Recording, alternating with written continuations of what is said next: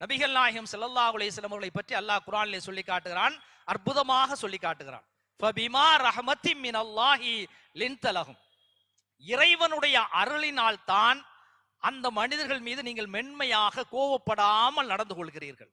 வலவ் குன்த ஃபல்லன் கலீலல் கல்ப், வார்த்தை அளவிலும் கடுமையான ஆட்களாக இருந்து உள்ளத்தளவிலும் ரொம்ப கடுமையான ஆளாக நீங்கள் இருப்பீர்கள் என்று சொன்னால் லன் ஃபல்லு மின் ஹவுலிக், உங்களை சுத்தி அப்படி தேனியை போல சுத்தி சுத்தி இருக்கிறாங்களா இல்லையா, அவங்க பூரா உங்களை விட்டு விரண்டோடி இருப்பார்கள் என்று அல்லாஹு ஜல்ல ஷானஹு வ தஆலா யாரை பார்த்து குறிப்பிடுகிறான்? நபிகள் நாயகம் ஸல்லல்லாஹு அலைஹி வஸல்லம் பார்த்து குறிப்பிட்டு காட்டுகிறான். அப்ப இந்த கோபத்தினுடைய விளைவு என்னன்னு சொன்னா, நமக்கு யாரெல்லாம் நெருக்கமாக இருக்கிறார்களோ அத்தனை பேர் நினைஞ்சிருவாங்க. ஒரு கட்டத்துல நாம நினைச்சுக்கிட்டு இருப்போம், நம்ம பிள்ளைதானே, நம்ம மனைவி தானே, நம்முடைய வேலைக்காரன் சொல்லி நாம நினைச்சுக்கிட்டு இருப்போம்.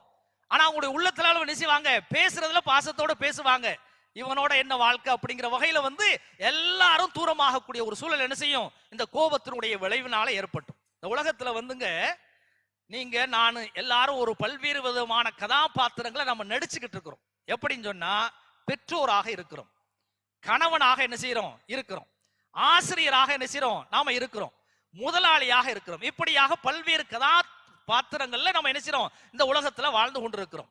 இந்த மாதிரியான கட்டத்துல நம்முடைய வரவு, நீங்க பெற்றோராக இருந்தாலும் சரி, அல்லது கணவனா இருந்தாலும் சரி, அல்லது ஆசிரியராக இருந்தாலும் சரி, அல்லது முதலாளியாக இருந்தாலும் சரி, எந்த கதாபாத்திரத்துல நீங்க இருந்தாலும் கூட உங்களுடைய வரவு அங்கே விருப்பப்பட வேண்டும், விரும்பப்பட வேண்டும். நீங்க வர்றதை என்ன செய்யணும், மக்கள் என்ன செய்யணும், கணவன் வர்றாரா, மனைவி என்ன செய்யணும், எம் கணவர் வருகிறார் அப்படிங்கிற வகையில் அவ விரும்பணும். இதே போல ஒரு ஆசிரியர் வர்றாருன்னு சொன்னா அந்த மாணவர்கள் என்ன செய்யணும், அதை அவ விரும்பணும். ஆசிரியர் வரணும் அப்படிங்கிற வகையில் என்ன செய்யணும், விரும்பணும். முதலாளியா அந்த வேலைக்காரன் என்ன செய்யணும், அந்த முதலாளி வரணும் அப்படிங்கிற வகையில் என்ன செய்யணும், விரும்பப்படக்கூடிய வகையில் நம்முடைய நடைமுறைகளை அமைத்துக் கொள்ள வேண்டும்.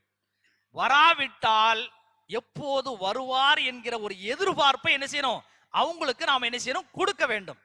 வந்து விட்டார்கள் என்று சொன்னால் இன்னும் கொஞ்ச நேரம் நம்ம கூட இருக்க மாட்டாரா அப்படிங்கிற ஒரு ஆர்வத்தை என்ன செய்யணும், அவர்களுக்கு ஊட்ட வேண்டும். அப்படி ஊட்டுவதற்கு எது தேவை அப்படின்னு சொன்னா, சாந்தம் தேவை, மென்மை தேவை.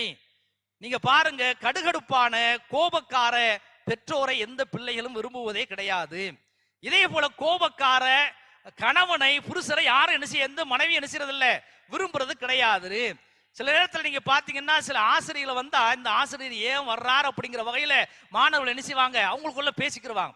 ஆனா சில ஆசிரியர்கள் உள்ள வந்துட்டாங்கன்னா அப்படியே சந்தோஷம் அவங்களுடைய முகத்துல என்ன செய்யும், தோன்றும். காரணம் என்னன்னு சொன்னா, அவங்க சிரிச்சு பேசி மென்மையாக நடந்து அந்த மாணவர்களை உள்வாங்கி இருப்பாங்க. அப்ப அந்த மாதிரியான வகையில நம்ம நடக்கிறோம். ஆக சாந்தமும் மென்மையும் எல்லா மக்களையும் நெருக்கமாக்கும்.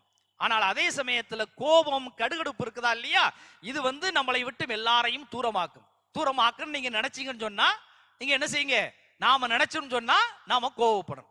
எல்லாரும் நெருக்கமா வரணும், நம்மளோட அந்யோன்யமா இருக்குன்னு சொல்லி நீங்க ஆசைப்பட்டீங்கன்னு சொன்னா, அந்த கோபப்படாம மென்மையாக இருக்கக்கூடிய ஒரு பழக்கத்தை நாம என்ன செய்யணும், உருவாக்கிக்கிறணும்.